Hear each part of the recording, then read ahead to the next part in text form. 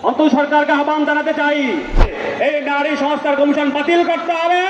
নারী সংস্কার যে কমিশন গঠন করা হয়েছে, সেই নারী সংস্কার কমিশনের মধ্যে যেই প্রস্তাবগুলো তারা তুলে এনেছেন, সেই প্রস্তাবের মাঝে প্রায় 10টি বিষয় রয়েছে যেগুলো ইসলামের সাথে সাংঘর্ষিক।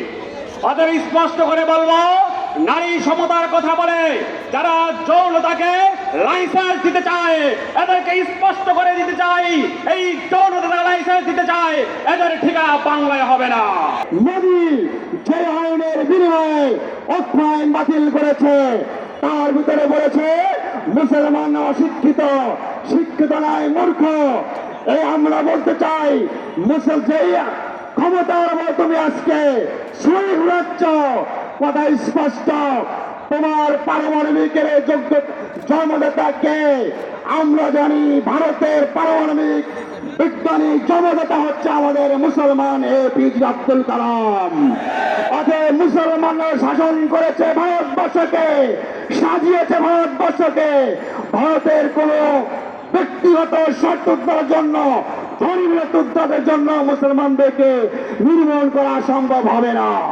দ্বিতীয় কথা, বাংলাদেশে নারী কমিশন নামে যে কমিশন গঠন করা হয়েছে, তারা প্রস্তাব দিয়েছে, ভালো কথা, কিন্তু দেখা গিয়েছে প্রস্তাবের মধ্যে তাদের মূল টার্গেট ইসলাম এবং মুসলমান। বাংলাদেশে নারী কমিশন গঠন করা হয়েছে যারা টিপ ওয়ালি নাস্তিক, তাদেরকে দিয়ে।